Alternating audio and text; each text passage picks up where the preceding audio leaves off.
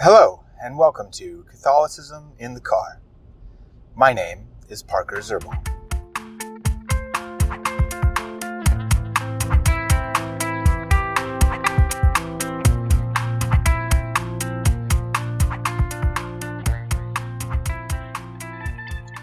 Today I want to talk about qualities, as Aristotle lays them down in his book of the Categories.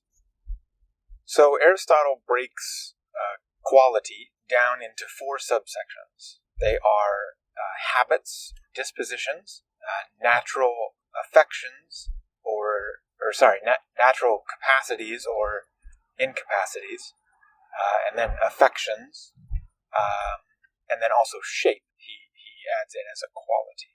So probably the most important one, I would think, at least in our present context, is the quality of habit. There are all these inspirational posters flying around quoting Aristotle where he says, quality is not an act, it's a habit. And this is true. Quality, one aspect of quality is that it is a habit. So you can't have, let's say, you can't have a quality car unless it habitually runs. Unless you know it's going to run every time and it's going to run well habitually or every time. You cannot have a quality person unless they have built up good habits of virtue. He also talks about natural capacities and incapacities as an aspect of quality. So natural capacities or incapacities. So I guess you could think maybe someone by nature is very good at music, while another may not be. And that is a quality that they have. It's a habitual thing that is part of them. They're not going to lose that musicality, or they're not going to get, I guess you could say, they're not going to gain the musicality in the natural sense if they don't already have it. If someone is not naturally disposed to music, they're always going to be that way. Now, that doesn't mean they cannot become musically inclined, but that just means it was a learned trait. It wasn't a natural or inherent trait. And then he talks about affections as being forms of quality. And this is easily seen. You can have quality affections for someone or for something. And I would think this often corresponds to virtue. If I have quality affections for my wife, that means I love her habitually. That means,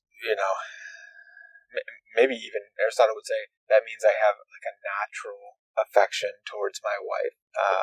Like in the sense that I don't necessarily have to love her, learn to love her in like from the ground up, that's what, real, a romantic relationship is based upon that. The two people have a natural affection and hopefully a habitual affection towards each other. That's what a true romantic relationship is built upon. This also corresponds with Aristotle's idea of virtue that he talks about in his Nicomachean Ethics, where virtue not only should be practiced, but to be fully virtue, someone should feel the affection that goes along with that virtue. So if I am trying to build a habit of the virtue of justice, I wouldn't be fully virtuous in certain situations if I didn't get angry at injustice. Okay, not blindly angry. That we're not talking about like wrath here. We're talking about controlled, rational anger, true anger. Whereas the opposing view would be, I could stand up for the justice but I would be apathetic toward it. And that wouldn't be justice in the fullness of the sense of that virtue. Temperance. If I wanted to be fully temperate, let's say, for example, to break my habit of loving ice cream, I would need, so this is now looking at it in a negative sense, I would need to break my affection towards ice cream, and I would have to gain an affection for the virtue of temperance as it relates to ice cream. I would have to not only kind of grit and bear it, but I would also have to have the fullness of that virtue. It would be having, you could say, positive affections, knowing how good it is, even in your affections, when I am able to eat ice cream in a temperate manner. You could also do this for prudence, and what's the other natural virtue? Justice, temperance, prudence, and fortitude, courage. So fortitude, I think that's a really clear one where you can see how the emotion can be helpful there. The affection can be helpful. For someone to be truly have fortitude, to have courage, it's being able to act through the fear, right? There is no courage without fear.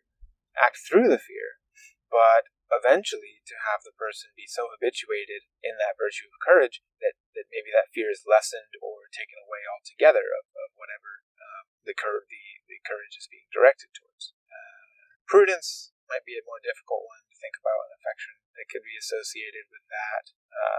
I don't know. I can only really think of things like taking a step back and looking at things more objectively. That's more of a mental state than an affective state. So I don't know about prudence. If you have any ideas, let me know. And then he talks about shape as being quality, and I don't really remember what the examples he gives there are. To me, that one's a little more obscure. How quality has to do with shape, but I could see how, like, you can have a quality circle or quality triangle, and that is, the thing being drawn or depicted in such a way that it's as close to a perfect circle or a perfect equilateral triangle as possible. Like you use your compass as perfectly as possible when you are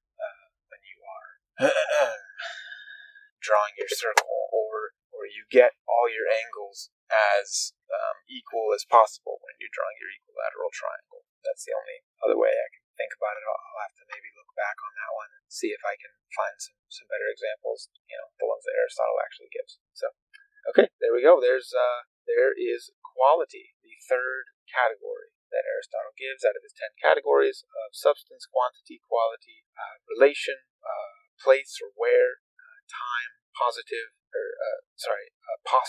or position, having something, acting upon something, and then being affected by something. Okay, those are the 10 categories. Next time we will talk about the category of relation. All right, thank you.